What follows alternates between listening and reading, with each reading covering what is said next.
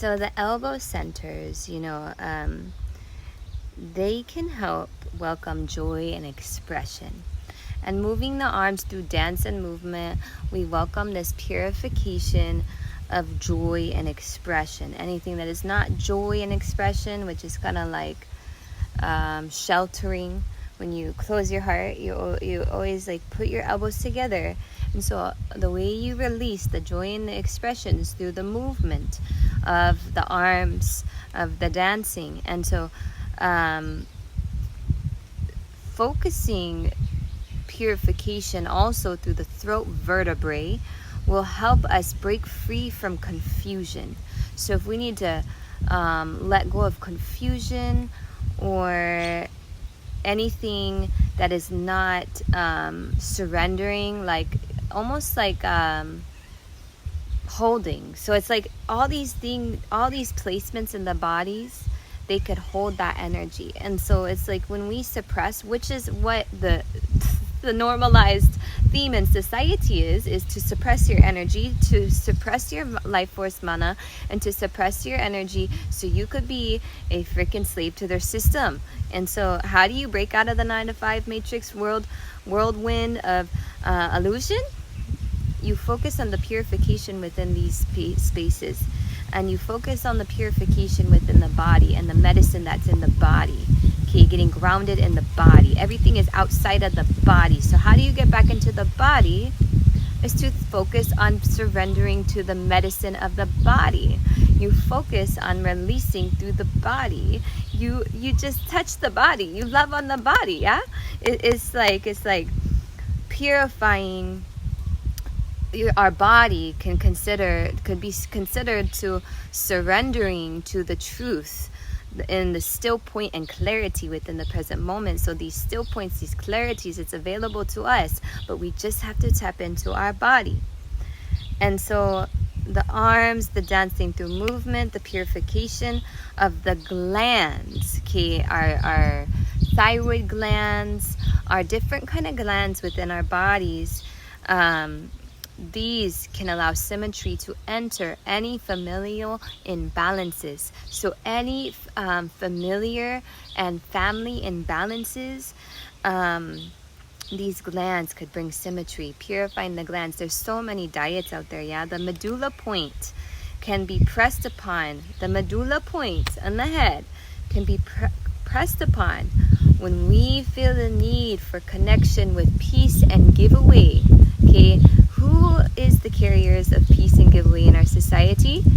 Are the elders and the grandmothers, specifically the grandmothers, the 13 Lemurian grandmothers, okay? This point will allow remembrance of dreams and soul wisdom. So if you have a hard time remembering your dreams, just go to bed. Before you go to bed, you just press on the head, yeah? Press on the feet. If you have a hard time going to sleep, you put the feet together, little toes together, and then you'll fall asleep easier. But this point is tied to the connection we have with the grandmothers, inner grandmothers, and the grandmothers of the lineage, okay? To truly mend any gap of disharmony in our life from repeated patterns of passed down from our parents takes dedication and surrendering to our sacred responsibilities.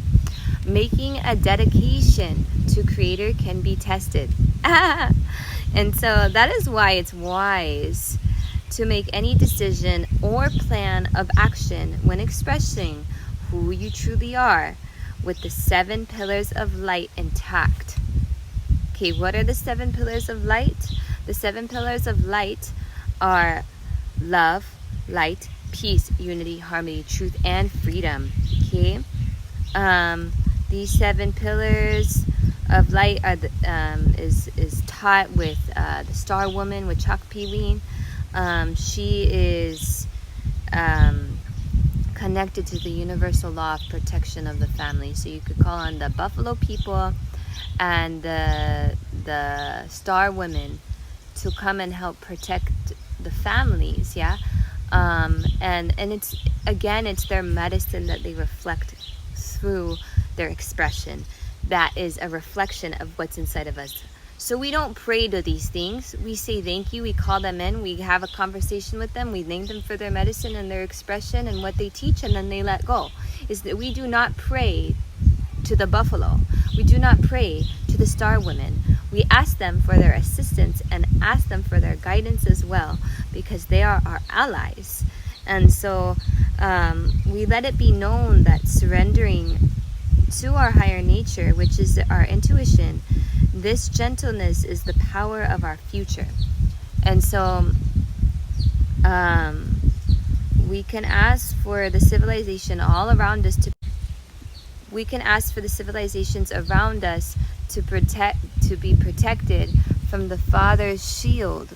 Okay, El Mora, spiritual protection of family, dedicating oneself to alignment with all forms of family. This welcomes in the family already awaiting their arrival into the womb.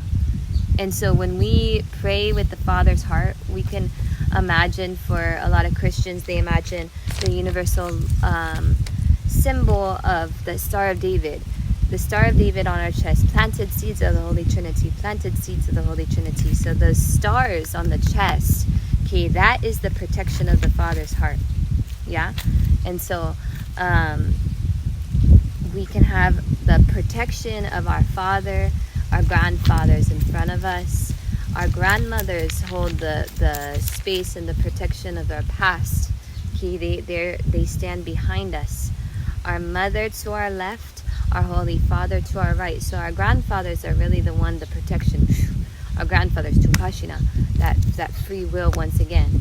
And so what's above us is our connection to Creator. What's below us is our connection to the soil. And what's in the center is the heart. Okay, they want to say it's the umbilical cord. No, it is the heart. From the mind to that center. Yeah? And so it's a beautiful way to to really call in. You know, all of this is just like a prayer outline. But however you want to call in the babies that you want to give birth to, you know, they're going to need that clean vessel to really communicate and have that connection with you. They're going to need your feet cleaned. They're going to need your elbows to be purified from anything that is holding your heart and covering your heart, because you want to open, yeah? And so, like, I feel the purification ultimately with all the directions and all the elements that are spoken about in this prayer segment. The common theme amongst all of these medicines is getting back in tune with the present moment in the body, and being present with the medicine that we already have. And we could say it so many times and do it and we hear it, but we don't really get the lesson. At least for myself, I don't really get the lesson until I'm taught it. Okay, until I'm really taught it and I could really see, oh, they say you only can love other people when you love yourself. And so it's kind of one and the same. The more we love ourselves, the more that we can love other people. The more we love other people, the more we could love ourselves. And so it's all coincided. Okay, and the love that we give to other people, even if it was done with limerence, you know, kind of like an obsession, a fantasy, it still resembles and honors and respects and